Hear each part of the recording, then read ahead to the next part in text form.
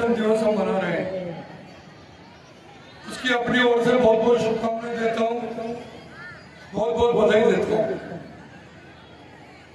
आज के इस अवसर पर चूंकि कि 75वां गणतंत्र दिवस है और पूरे देश में हम अमृत महोत्सव के रूप में गणतंत्र दिवस को मना रहे हैं।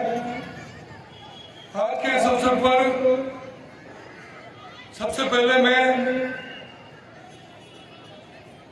डॉक्टर बाबा साहब भीमराव अम्बेडकर जी को याद करना चाहूंगा, जिन्होंने हमारे देश के संविधान की रचना की और 75 वर्ष में हमारे देश के संविधान के रास्ते पर उठाए हुए रास्ते पर चलते हुए इस देश को आगे बढ़ाने का प्रयास हमारे देश के राजनेताओं ने किया और वो हमें नजर भी आ रहा है। साथ ही मैं याद करना चाहूंगा उन शहीदों को जिन्होंने इस देश को आजादी दिलाई, महात्मा गांधी जी को, सुभाष चंद्र बोस, चंद्रशेखर आजाद, भगत सिंह जी, ऐसे लाखों स्वतंत्रता सेनानी शहीद थे जिन्होंने इस देश को आजादी दिलाने के लिए अपनी कुर्बानियां दी। आज हम जो देश की स्थिति को देख रहे हैं, जिस तरह विकासशील भारत को देख रहे हैं, उसमें उन शहीदों का बहुत बड़ा योगदान है। मैं परमपिता परमेश्वर से यही प्रार्थना करूंगा कि हमारे आजादी के जो शहीद थे, उनका जो सपना था, जिस तरह का भारत, जिस तरह का हिंदुस्तान वो देखना चाहते थे, उस तरह का हिंदुस्तान हम बनाए, इस बात का प्रयास हम सबको मिलकर करना चाहिए। मैं इस अवसर पर हमारे देश के नहीं पूरे विश्व के लोकप्रिय नेता, हमारे देश के लोकप्रिय प्रधानमंत्री माननीय नरेंद्र मोदी जी को धन्यवाद देना चाहूंगा, जिन्होंने पिछले 9 वर्षों में, 9.5 वर्षों में इस हिंदुस्तान को विकसित हिंदुस्तान से, विकासशील हिंदुस्तान से विकसित हिंदुस्तान बनाने का प्रयास प्रारंभ किया और उसका असर हम देख रहे हैं। आपको ध्यान होगा जब मोदी जी इस देश के प्रधानमंत्री बने थे तो उन्होंने लोगों को इस बात का विश्वास दिलाया था कि सबका साथ, सबका विकास, सबका प्रयास, सबका विश्वास वो लेकर मैं इस देश को आगे बढ़ाऊंगा।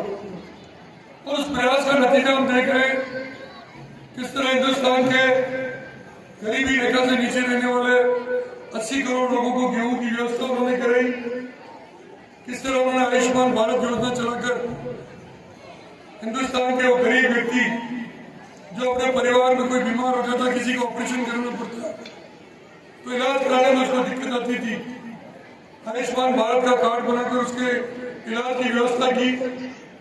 स्वच्छ भारत का अभियान चलाकर उन्होंने हिंदुस्तान के घर घर में, हर गांव में, पूरे देश के जिस तरह जागरूक किया और घर घर में शौचालय का निर्माण हुआ, आज हमारा देश स्वच्छता अभियान में लगा हुआ है और पहले के मुकाबले कई ज्यादा स्वच्छ हमारा हिंदुस्तान नजर आता है।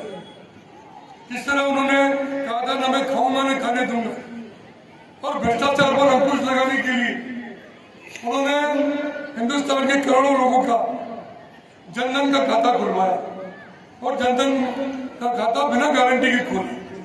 उस समय आम गरीब व्यक्ति ये बात कहता था कि हमारे जेब में पैसा नहीं है, हमारा खाता किस काम का। लेकिन आपको ध्यान होगा कि हमारे देश के पूर्व प्रधानमंत्री राजीव गांधी जी वो अक्सर कहा करते थे कि दिल्ली से विकास काम 1 रुपया भेजते हैं और जनता की जेब में 15 पैसे जाता है, बीच का पैसा भ्रष्टाचार में चला जाता है। लेकिन मोदी जी प्रधानमंत्री बने, उन्होंने कहा न मैं खाऊंगा न खाने दूंगा, आज नरेगा का मजदूर हो उसका पैसा सीधा उसके बैंक के खाते में जाता है। आज उज्ज्वला योजना की सब्सिडी मिलती है, उसका पैसा सीधा उसके खाते में जाता है। आज किसान सम्मान निधि मिलती है तो किसानों का पैसा सीधा 6,000 रुपया उसके खाते में जाता है। भारत सरकार की जितनी भी योजनाएं उनका पैसा उसके खाते में जाता है, भ्रष्टाचार बिल्कुल समाप्त हो गया। ये बहुत बड़ी बात है, ये देश की हमारी उन्नति का सूचक है।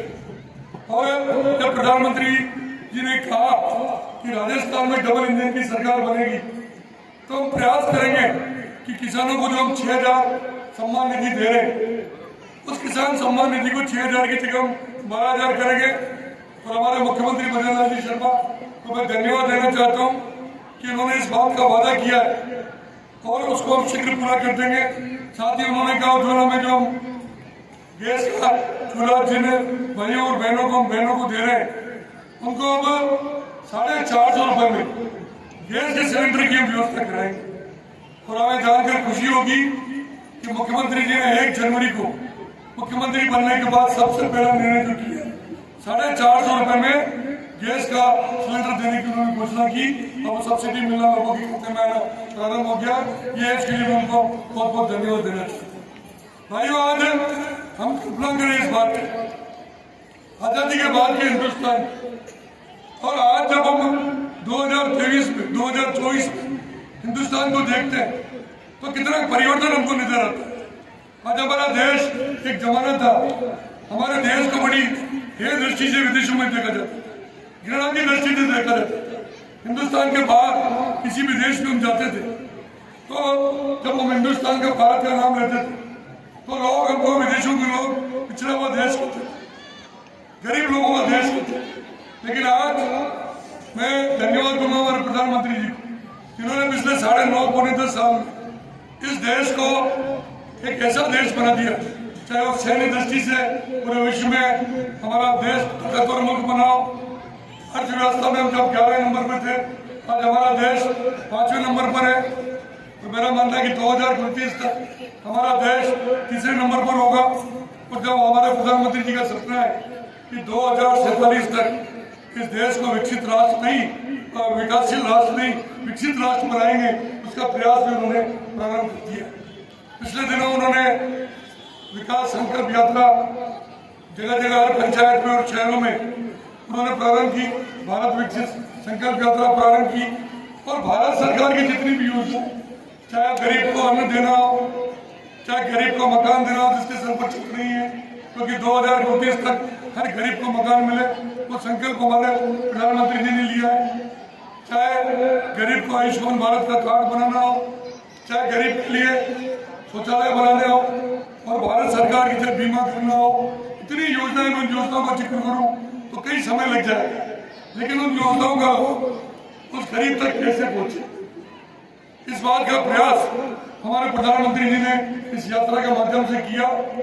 और मैं आज मुख्यमंत्री जी को भी धन्यवाद दूंगा कि राजस्थान सरकार और भारत सरकार ने मिलकर इन कैंपों के माध्यम से इस राजस्थान के लाखों लोगों को इन योजनाओं का लाभ पहुंचाया। और जिनके फॉर्म भरे गए, रजिस्ट्रेशन किए गए, उनको भविष्य में उसका लाभ मिलेगा। लेकिन सबसे बड़ा काम जो हमारे प्रधानमंत्री जी ने किया, 500 साल से अयोध्या में श्री राम के मंदिर को लेकर जो संघर्ष चल रहा था, जो आपस में मतभेद था, उस संघर्ष को समाप्त करके 22 जनवरी को हमारे लिए एक बहुत बड़ा दिन था, जिस दिन रामलला राम मंदिर में विराजे और पूरे देश ने भगवान राम को याद किया। अभी जो संचालक महोदय राम राज्य की बात कर रहे थे, वो राम राज्य की कल्पना जो हमारी थी कि गरीब नहीं रहे, उसको खाने का अन्न मिले, हर व्यक्ति के मकान पर छत हो, हमारा देश विकसित राष्ट्र हो, वो सपना राम राज्य का था।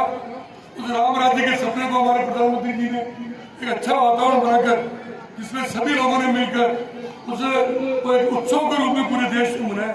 मैं उसके लिए भी हमारे प्रधानमंत्री जी को बहुत बहुत धन्यवाद देना चाहता हूँ। मैं इस अवसर पर अपनी ओर से आप सबको बहुत बहुत शुभकामनाएं देता हूँ और सभी लोगों को इस बात का निवेदन करना चाहता हूँ कि आज 75वें अमृत महोत्सव में इस बात का हम संकल्प लें कि डॉक्टर भीमराव अम्बेडकर जी ने जो संविधान बनाया, हमारे संविधान के निर्माता थे, उस संविधान के रास्ते पर चलते हुए हम इस देश को आगे बढ़ाएं। और इस देश को हम तभी आगे बढ़ा सकते हैं जो हमारी सरकार की योजनाएं, सरकार के जो नियम, सरकार के जो कानून है, उसकी ईमानदारी से हम पालना करें और सब मिलकर एक अच्छा भारत बनाएं, ताकि हमारा भारत इस देश में विकसित हो। हमारा भारत जिसको कभी पूरे विश्व की तरफ निगाहें से देखना पड़ता था, पूरा विश्व आज हिंदुस्तान को देख रहा है। ऐसा भारत हम बनाएंगे। इस अवसर पर मैं एक बार अपनी ओर से शुभकामनाएं देते हुए हमारा भारत आने वाले वर्षों में इस विश्व का सबसे शक्तिशाली मुल्क बनेगा, इसी में अपना व्यक्त करता हूँ। धन्यवाद। भारत माता की जय।